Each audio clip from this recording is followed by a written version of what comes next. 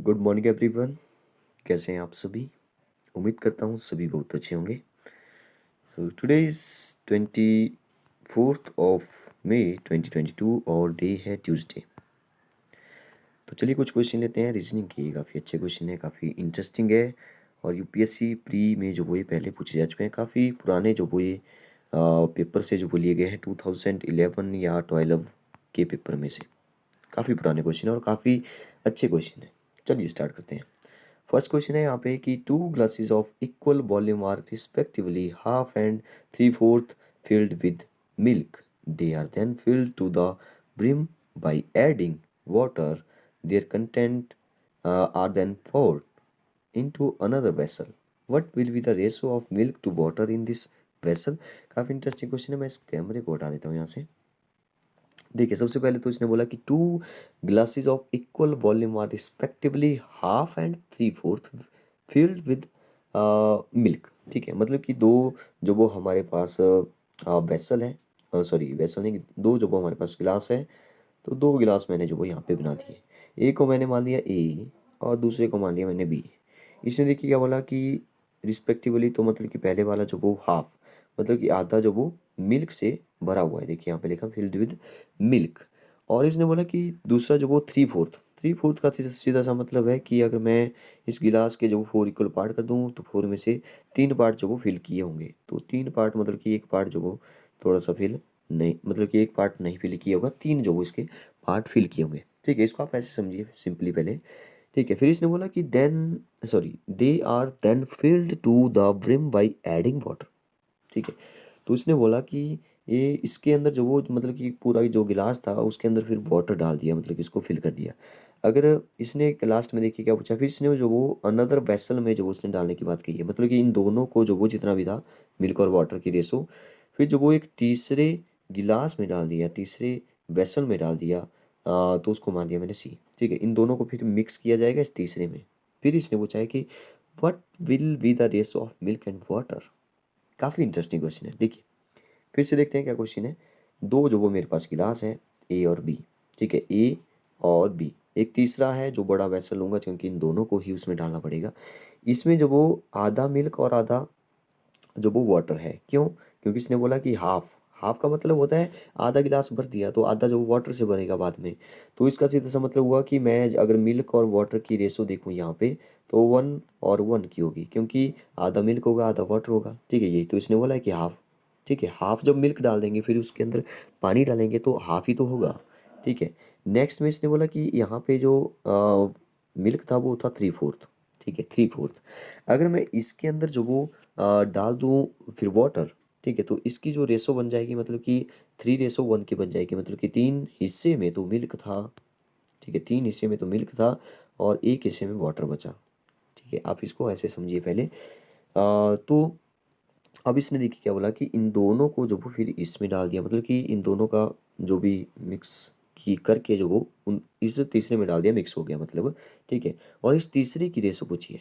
देखिए कितना interesting question बन गया है। ठीक है, तो इसने बोला है कि यहाँ पे जो देखिए पहले तो 1 1 है, मतलब कि 1 1 हो गया 2, और यहाँ पे हो गया 3 और 1 4। ठीक है, 2 और 4। अगर मैं इसको करूँ कि मतलब कि इसको इक्वल करूँ, क्योंकि इसका और इसका जो भी दोनों का जो लास्ट में बनेगा वो तो इक्वल बनेगा, तो इसको मैं 4, अगर मैं 2 से मल्टीप्लाई करूँ तो ये बन जाएगा 2 2 जा 4।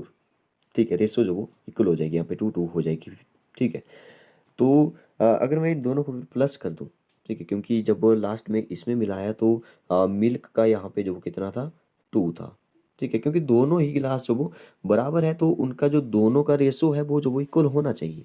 ठीक है, तो मैं जो वो ऐसे फ्रैक्शन में जैसे यहाँ पे लिखा है, आपने इक्विवेलेंट फ्रैक्शन के बारे में पढ़ा होगा, जैसे 3/4, तो इसको मैं जो वो क्या लिख सकता हूँ, 3 2 जा 6 एंड 4 2 जा 8, ऐसे मैं इसको लिख सकता हूँ कि ये भी इसका इक्विवेलेंट फ्रैक्शन है। और आपको पता है फ्रैक्शन को जो जैसे 3/4 है तो 3/4 ऐसे जो वो इसको लिखा जा सकता है। तो कुछ इस तरह से ही मैंने इक्विवेलेंट फ्रैक्शन किया, बाकी कुछ नहीं किया। ठीक है, यहाँ पे आप कंफ्यूज मत होइए कि यहाँ पे जो मैंने क्या किया यहाँ पे। ठीक है, 2 और 2 क्यों लिया। ठीक है, तो अब जो वो मेरे पास यहाँ पे बन चुका है, मिल्क की जो वो यहाँ पे 2 है देखिए फर्स्ट में, और यहाँ पे दूसरे में जो वो 3 थी। 3 और 2 हो गया कितना, 5। ठीक है, ये मिल्क और वाटर की रेशो मैं जो वो यहाँ पे निकालूँ। वाटर की यहाँ पे देखिए 2 है और यहाँ पे 1 है, 2 और 1 हो गया 3, तो 5:3। ठीक है, तो 5:3 जो वो मेरे ख्याल से इसका आंसर आने वाला है 5। वैसे भी आपको दिख रहा है कि यहाँ पे आधा तो दूध है, इसमें 3/4 मतलब कि 3 हिस्से में दूध है, तो दूध की जो रेशो है वो जो ज़्यादा आने वाली है 5 आएगी आगे देखियो। ठीक है, 5:3। तो इसको जो वैसे डायरेक्ट भी किया जा सकता है, लेकिन मैंने जो वो आपको पूरे डिटेल में समझा दिया कि कैसे जो उस क्वेश्चन को करना है। फिर जो जैसे यहाँ पे जो बिल्कुल पता तो लग ही रहा है कि कौन सा जो ज़्यादा होगा।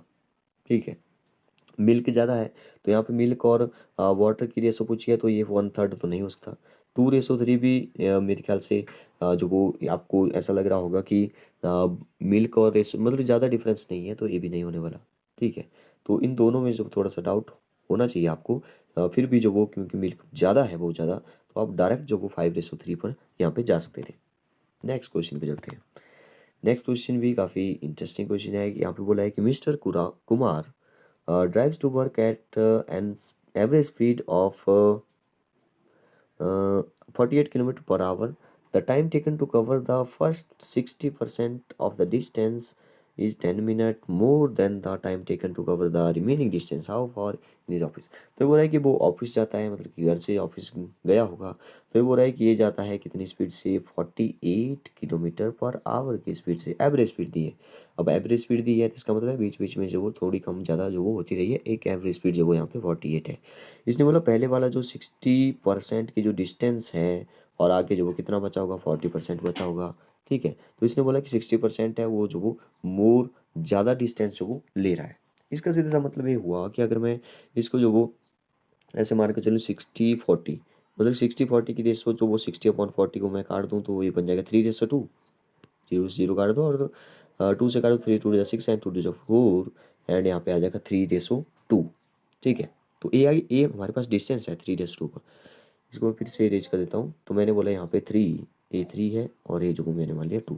ठीक है, 60% और 40% के रेसो मैंने निकाल ली डिस्टेंस, 3:2 डिस्टेंस।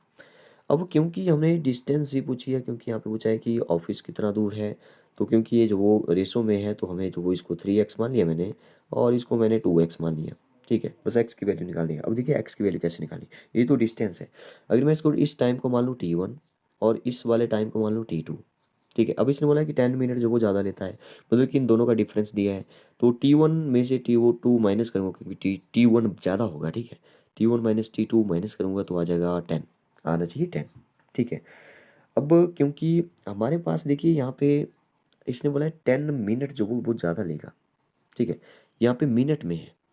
ठीक है, मिनट में है, जबकि ऊपर जो स्पीड दी है, जब हम टाइम के फार्मूले में जब वो स्पीड पुट करेंगे तो यहाँ पे 48 किलोमीटर में है। देखिए यहाँ पे 48 km/h। तो इसका मतलब है हमें जब वो यूनिट सेम करना पड़ेंगे, ऐसे तो नहीं चलेगा। तो 10 मिनट है यहाँ पे। तो आपको पता होना चाहिए कि एक मिनट में जो वो कितने आवर होते हैं, 1/60 होते हैं, क्योंकि एक आवर में 60 मिनट होते हैं, तो ये उल्टा हो गया, एक मिनट में 1/60 आवर हो गए। तो 10 मिनट में 10/60 मतलब फिर से जो 1/6, तो ये बन गया 1/6 आवर। ठीक है, 1/6 आवर। अब टाइम का जो फार्मूला होता है वो होता है डिस्टेंस अपॉन स्पीड। ठीक है, टाइम का फार्मूला होता है डिस्टेंस अपॉन स्पीड। तो इस T1 की वैल्यू आ जाएगी, डिस्टेंस कितनी है यहाँ पे, 3x है, तो 3x अपॉन स्पीड तो वही है 48, तो 48 मैंने यहाँ पे लिख दिया, माइनस T2 जो वो 2x है, तो डिस्टेंस 2x अपॉन स्पीड है 48, वही है सेम। और आगे आ गया 1/6। यहाँ से सीधी इसका आंसर जो वो दिखाई दे रहा है, सीधा इसका आंसर दिखाई दे रहा है। देखिए कैसे, मैं पहले बता देता हूँ सीधा कैसे सॉल्व करेंगे इसको। क्योंकि इसका एलसीएम लेंगे तो 48 आ जाएगा, और 6 8 से होता है 45, सॉरी 48, 6 8 से 48 होता है, मतलब कि यहाँ पे 8 आ गया। ठीक है, और दोनों की टोटल डिस्टेंस कितनी थी, 3x और 2x। देखिए यहाँ पे 3 था, यहाँ पे 2x था, तो 3x, क्योंकि टोटल पूछी है, आधी आधी नहीं पूछी है, आपने निकालनी है। 3x और 2x कितना हो गया, 5x हो गया, और x की वैल्यू आ गई 8, 8 5 जा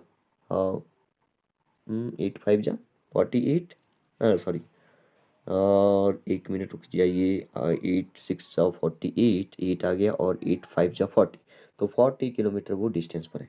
ठीक है, तो ऐसे जो वो जल्दी से निकाल लिया मैंने, लेकिन फिर से मैं डिटेल में जो वो बताना चाहूँगा कि इसको जो वो कैसे सॉल्व किया। देखिए 3x/48, इसको मैं फिर से लिखूंगा, फिर सॉल्व करूँगा। ठीक है, इसको आप याद रखिए, 3x/48 माइनस 2x और इक्वल टू है 1/6।